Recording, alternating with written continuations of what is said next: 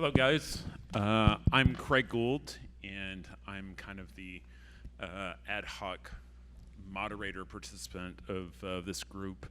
The working title of this conversation is Art Bridging the Digital and Physical, and I'm afraid that Max Walker Williams isn't with us, but who's our fourth? Nina is. All right, and very opinionated? Extremely opinionated. Extremely opinionated. And who is Nina's favorite artist? I would have to say me, but again, she's partial to it. Right. My name is Luli Sulichin. Thank you so much, everyone, for being here. Thank you for having us. And I'm a visual artist based in Miami, but going back and forth from New York. I work a lot on thematics of the intersection between the physical and the digital, hence the title of this very apt panel. Sure. And Luca. Okay, hello to everyone. I'm Luca Bertolani. I'm the co-founder of Aesthetes. We are an Italian-based startup based in Milan. We have a marketplace where we release phygital NFTs. NFTs linked at the same time to a digital artwork, but also a physical one. That's why, in our view, we try to merge physical and digital. That's why we are talking here today together. Sure. And so, as a matter of introduction, I'm Craig Gould. I'm the head of content and partnerships at a company called Canvia. We are a digital art frame. We have been in business for more than 5 years, shipping digital art frames that allow you to have a world of art on your wall, right? And so going back 2 years, we've had MetaMask integration where you can sync your wallet, see thumbnails, point, click, and see your NFTs right on your wall, set up playlists, have access to a broad catalog of artworks. The other role that I have is I am the host of a podcast called Art Sense, and about 100 episodes in, I talk to folks from all corners of the art world, particularly the traditional art world. I talk to blue chip artists, gallerists, collectors, critics, the director of the Met, Jerry Saltz, Shepard Fairey. I talk to a lot of people, and unlike a lot of art world podcasts, I also give a lot of attention to Web3, right? So talking to traditional artists that are entering Web3, talking to Web3 artists that are, growing their following within Web3, but also looking at, again, bridging back and forth, right? And so, I feel like, in particular here, we are kind of looking at, for the traditional artists that is wanting to take advantage of this unique time and opportunity, why should the traditional artists be looking at, finding a way to have a presence in Web3 and digital? I think like Andrea was mentioning in the previous panel, curious artists are interested in exploring new materials, right? And NFTs are a new medium, they're a new material. And if you're a creative type, then it's fun to explore new things, right? That's what we do. I think NFTs allow us to transcend physicality, which is kind of mind-blowing, which is what abstract artists have been trying to do for, decades and decades. And it allows us also to connect with global audiences in a way that, as also was mentioned in the previous panel, he was saying that he couldn't collect art because his apartment was small and he was moving all the time, right? So like the physicality of art was kind of a burden. And being able to have a collection of digital artwork is kind of like light and sprite and very, very interesting for collectors as well. So Luca, when you talk, I totally agree, and I think also that physical fine artists could approach the NFT also like a tool. I mean, of course, everyone now is joining the NFT world in order to create something new, maybe a digital version of a physical one, or a new digital artwork. But I think also that blockchain through the NFT let also physical artists to track their physical artwork. I remember once we bought from a very famous auction houses, I don't tell you the name, but it's really very famous, based in Paris, an Impressionism paint. And there was written, together there was the certificate. They shipped me in Milan an Impressionism fine artwork, and they sent me also the certificate. It was just a paper, a sheet, written with a sign. Everyone, of course, I bought directly from them, so I know that is true. By the way, it was just a sheet signed, nothing more. But for issues of provenance and traceability, Yeah, it's a fantastic tool. Yeah, it's really, really dangerous because, of course, now I have this paper. I could lose it. Something could happen with it. So maybe we think that using also the blockchain through the NFT to certificate the origin and the steps that a physical artwork made passing through a customer, through another collector, will help to preserve also the value of the physical one in the future. And we notice also that working with several young artists, lots of emerging artists want, maybe of course currently they are not so famous, but they want to use this new tool in order to certificate and give to their artworks the immortality, because a blockchain let us to give the immortality to something physical. Sure. And so, there's long been a problem in the traditional art world about provenance, right? So when we say provenance, we mean, chain of ownership. How can you prove that what you say you have really is what you say it is? And, NFTs and the blockchain provide a logical next step. But there's also, the traditional art world loves to live in a world of opacity, right? Because a lot of people have built walls around their part of the art world by only knowing things that not everybody else knows. And some people who are brokers and dealers, they're going to lose their place in the art world if all of a sudden all the information is accessible, right? But provenance is still a big issue. And so recently I was speaking on my podcast with Bernadine Brocker-Veder, who is the head of a new company called Arcule. And Arcule was formed by collaboration between Luma Foundation and the folks behind Art Basel. And they are creating work, the ability to have certificates of authenticity, provenance, everything on the blockchain, but it's not the blockchains that we are talking about here. It's a proprietary blockchain.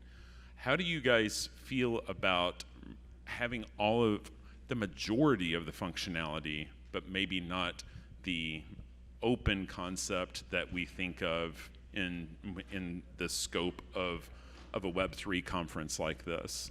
Well, I'm kind of anti-Web3 establishment in this because I don't love the transparency. I mean, I like my privacy. I'm a private person. When I buy something online with my credit card, the shop that I'm shopping at doesn't know how much money I have in my bank account, right? It's a one-way transaction. I don't love the two-way street that Web3 proposes. So in that sense, I feel like a lot of the traditional collectors or kind of like the status quo will be more in sync with doing something that's a little bit more opaque, that you can have the authenticity and the transaction verification without having this like open, you can see everything that's in my wallet. And I think that's going to be, we kind of have to adapt to the reality of the market as it is to try to broaden it. Yeah, sort of every steps between the full transparency and the full opacity that currently we have, I think, is a good Happy medium. Yeah, exactly. Sure. And so, how do you guys think? What is your impression of the term NFT? You know, and do you think it will survive when we talk about using this technology in the art world? We are not going to be using this terminology at all. I mean, I have two daughters, a 9-year-old and a 12-year-old, and they cringe when I use words like metaverse and NFT.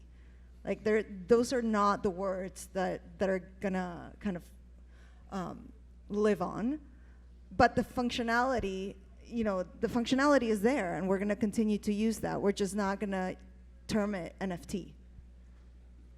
Yeah, probably we will continue to use the tool that NFT give us, improving it, probably without using the word NFT.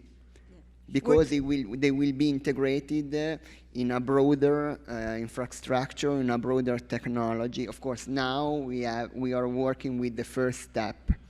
But of course, there is building, everyone here is trying to build a broader ecosystem. So probably we will use the name of the broader ecosystem instead of the single brick. No, and as owning digital assets becomes something that's more commonly used, the ownership terminology is not going to matter. We're just going to be used to owning digital assets the same way as we own physical assets. Sure. And I mean, I feel like the terminology is going to become more in line with maybe how we think traditionally in terms. And I feel like part of your product offering is already aligned that way, where it's, it's probably getting communicated to the buyer as a digital certificate of authenticity, right? And that digital certificate of authenticity includes an image of the real world piece that they bought, right? Exactly. Right. And so there are other companies that are currently, again, on my podcast recently, I spoke with Robert Norton of Verisart. They have been doing certificates of authenticity with folks like Shepard Fairey for a number of years, which Shepard Fairey is a great name for somebody in terms of this bridging the digital and physical, someone who's long done a lot of work in street art, physical art, prints, editions, NFTs, and there's someone that is able to kind of transition. Yesterday, I went down to Pace Gallery for a talk with Tyler Hobbs and Ariel Hudes, who have both been on the podcast. In the episode with Tyler Hobbs is going to be this Tuesday. Again, they were mentioning earlier about Tyler Hobbs' QQL, and the interesting thing about that, there's a lot of great psychology and gamification in terms of the collector being involved in creating the pieces, and that provides those collectors a lot of ownership. The particular show that he has going on at Pace is where he used his own algorithm, the QQL, to design a series of images that he then created physical work from. And he then wound up using plotters and computer-controlled instruments to help him execute it. But in the end, he took what was intended for the digital in this Web3 space and created physical versions for the gallery world. And so there's, again, where we're having that, that back and forth. What other opportunities? I think it's the people that recognize that it's still just one world.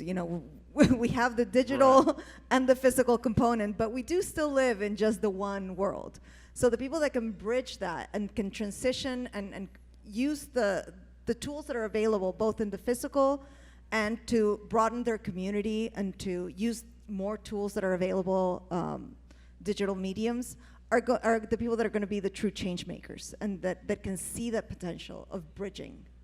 Sure.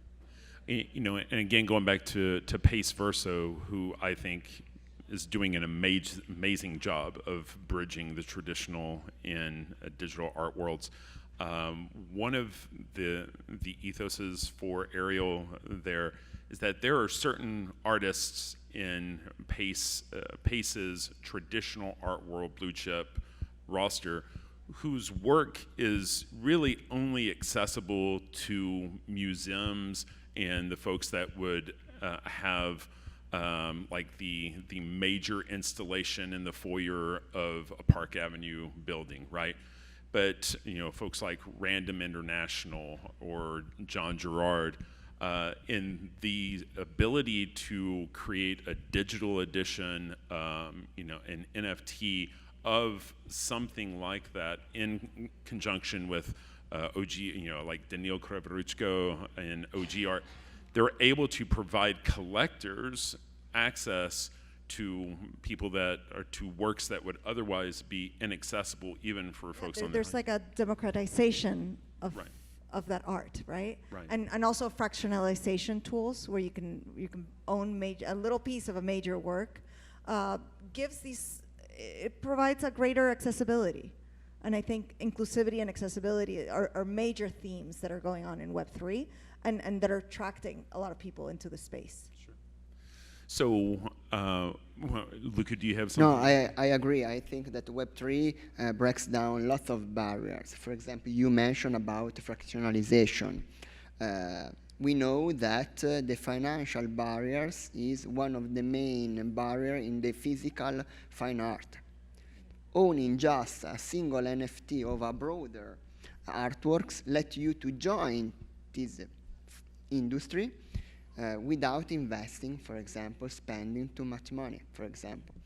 Or, like you mentioned at the beginning, with few clicks, the Web3 let you to transfer, to trade your ownership.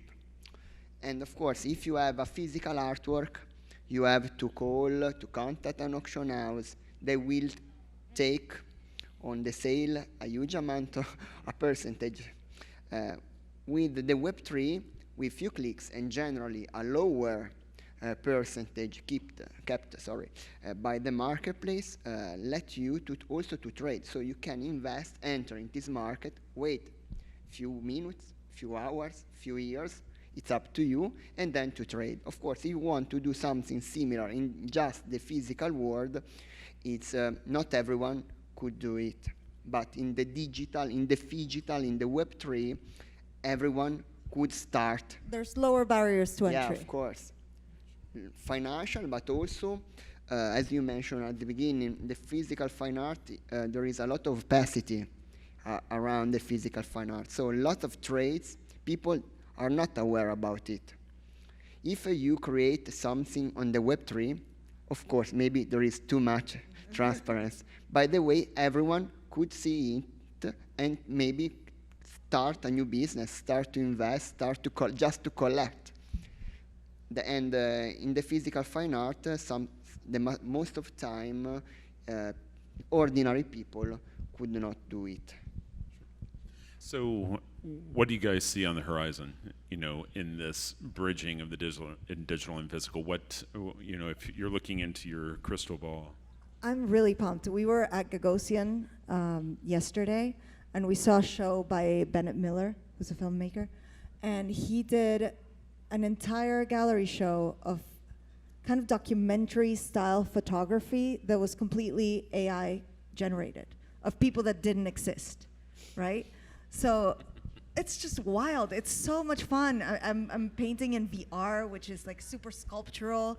I think for artists, you know, if they were to give us another half hour, we could start to scratch away at AI. I feel like it's something that we could talk about for endlessly. Yeah, there's so many possibilities, but there's so many things that people are threatened by and scared of.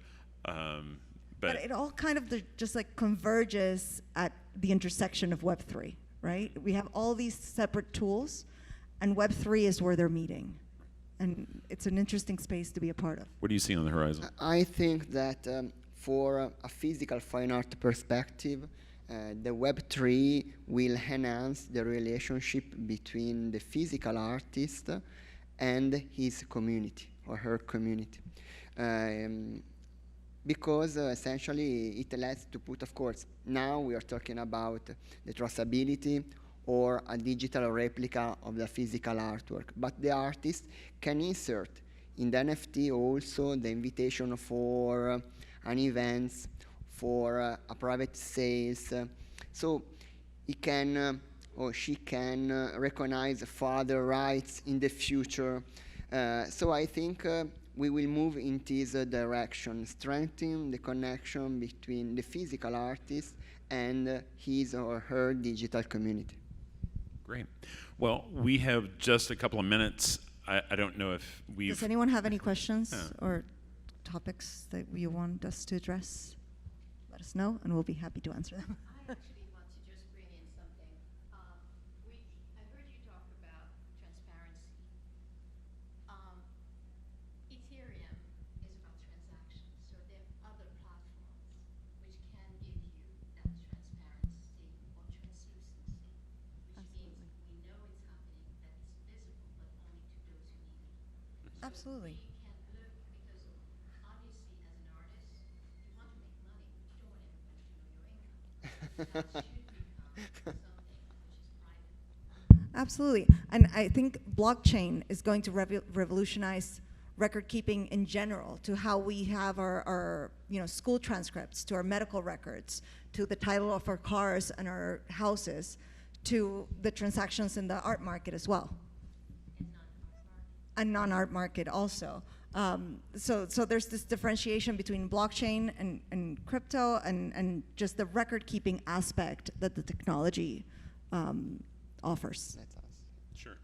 I know that, personally, I've always been a big advocate of a blockchain called Hedera, who does a lot of, enterprise blockchain transactions at a fraction of a cent, because, that way it becomes affordable for, the state of New York to issue all the driver's licenses, on the blockchain, and so, yeah, it's, not every blockchain is created equally, and those that are, affordable will be able to, include the enterprise. But going back to your point there, yeah, I think in particular, Arcule being a blockchain by the art world, for the art world, their premise is that, things are opaque until the person that needs the transparency, there's a need to know basis, and when you need to know, the information is available and verifiable. And for some people, that may make them uncomfortable, but for others, that's going to give them a more secure feeling that not everything is out there and just readily available. Exactly. One more? Perhaps you answered this question. I came late. In the physical artwork, if we take, for instance, paintings, we know that some of them ascend to a stardom level, and they become very appreciated and very valuable. And somebody owns it and perhaps hangs it on the wall. For the digital artwork, do you see a similar process? Could you elaborate your view? Absolutely. I think, so far what we've seen in the market are computer-generated, very like graphic design type of products that are one of 10,000. What we're beginning to see now is the emergence of a true contemporary and fine art market on the blockchain, right? So we're seeing editions of one. And whoever owns that, and artists, there's always some sort of speculation in the art market, because we don't decide what becomes super famous and what stays in obscurity. But the collector that owns, that can recognize an artist that's making a difference, or someone that's really, kind of tapping into the zeitgeist and owns that work, yeah, their work is going to be worth a ton. And then how they display it is a different issue. You know, whether you have it in a Canva in your house, or you show it on a projector, or you have it in your wallet or in storage. The same way as traditional art market, the majority of the art owned by museums, like I think only like 10 or 15% of a museum's collection is actually on display. The rest is in storage. The same with collectors. So there's a differentiation between the display aspect of the digital work and the ownership. And the ownership is, you know, where you'll make the money if you're a collector. And I add just one thing. In the digital world, everything is fastest. So we will see the growth of new artists every day. In the physical world, everything is slower. That's it. I think we're out of time. One more question? Okay, Yeah. we're out of town, but we'll Sorry. be here so you Thank can you. ask them Thank you, guys. in person. Thank you so much, everyone. Leave in the chair, please.